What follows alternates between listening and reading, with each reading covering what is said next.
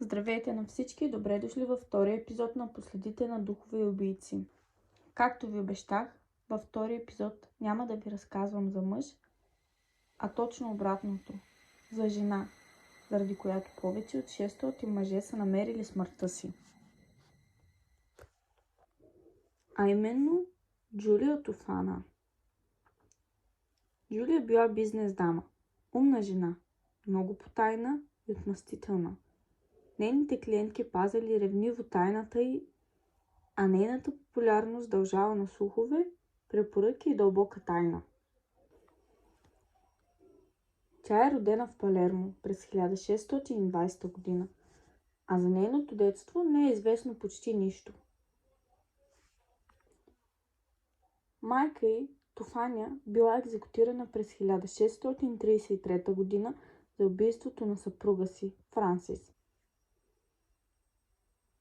Тя била малтретирана жена, но по това време разводът бил немислим, но пък да си вдовица не чак толкова. Когато Джулия останала без баща си и без майка си, намирала утеха в дрогерии и билкарници.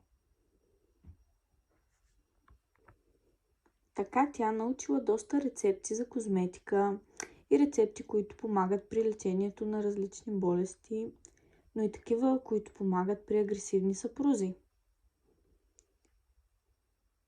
Джулия създала своя рецепта, която нарекла Аква Тофана, което в превод означава водата на Тофана, по времето, когато била омъжена. Тя внимавала да не бъде заловена като майка си и изпипала рецептата до най-малкия детайл. Течността била напълно прозрачна, безвкусна и убивала бавно. Отровата предизвиквала симптоми на грип.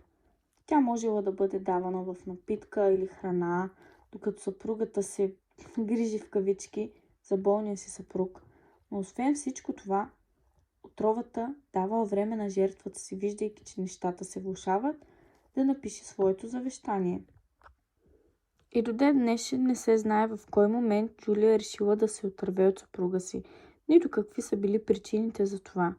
Но се е случило след раждането на дъщеря им Джиролама Спера.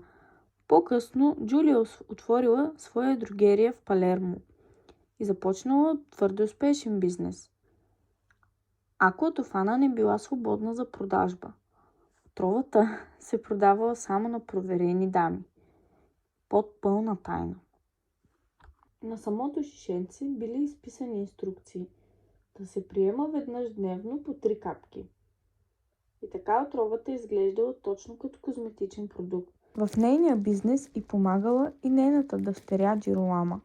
Основната съставка на Аква Тофана бил арсеникът, но се предполага, че в нея имало и беладона, която широко се употребява в козметичните продукти по това време, както и олово. Единственото нещо, което не е било известно, е начина на смесване. След известно време в Палермо тръгнали слухове, че майката и дъщерята са вещици, които убиват съпрузите на клиентките си. И една нощ двете събрали наличните си билки и козметика и отпътували за Неапол. Там те наели свое помещение и започнали да продават козметика.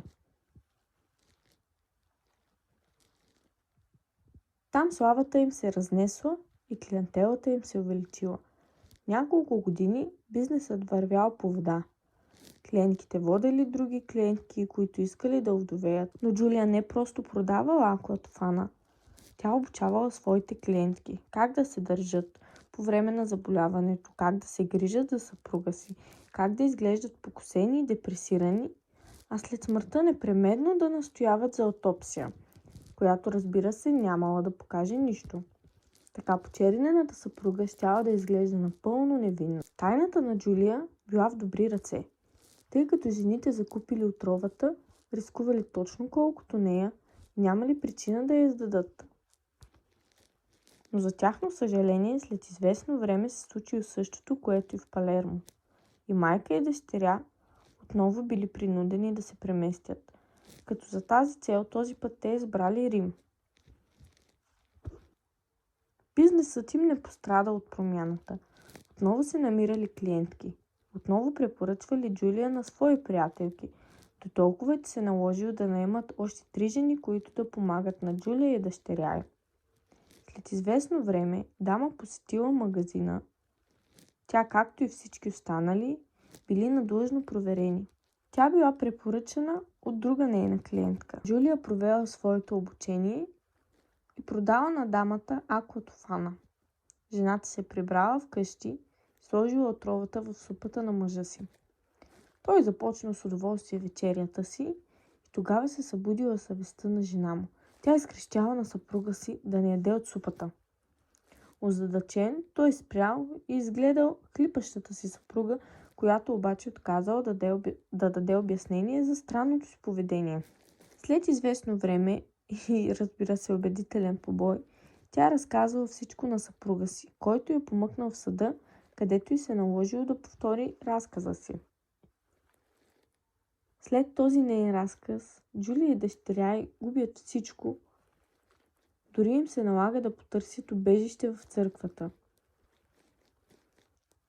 Но след като разгневена тълпа нахлула в църквата да й търси сметка, хората разказали на свещеника защо всъщност я търсят и той бил принуден да я предаде.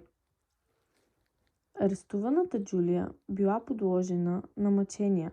Същото се случило на дъщеря й и на 3 жени, които работели в дрогерията. Джулия признала за убийството на повече от 600 мъже. Между 1633 година и 1651 година. По време на процеса, тя и дъщеря й били принудени да издадат клиентките си. Под предлог, че не помнят, те издали само някои от жените.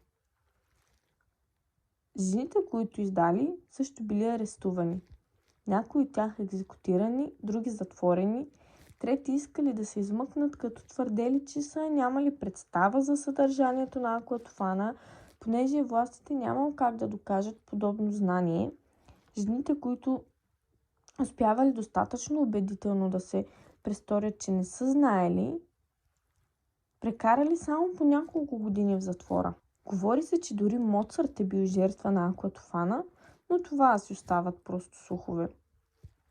Историята им приключва през 1659 година, когато Джулия, дъщеря й и 3 й помощнички са екзекутирани на площад Кампо ди Флори в Рим. И това беше краткият втори епизод. Ако искате да чуете за първия сериен убиец в България, може да влезнете в профил и да видите, по-точно да изслушате моя първи епизод. Благодаря ви, ако сте останали до тук. Ако видеото ви е харесало, може да харесате клипа или да се абонирате за канала ми.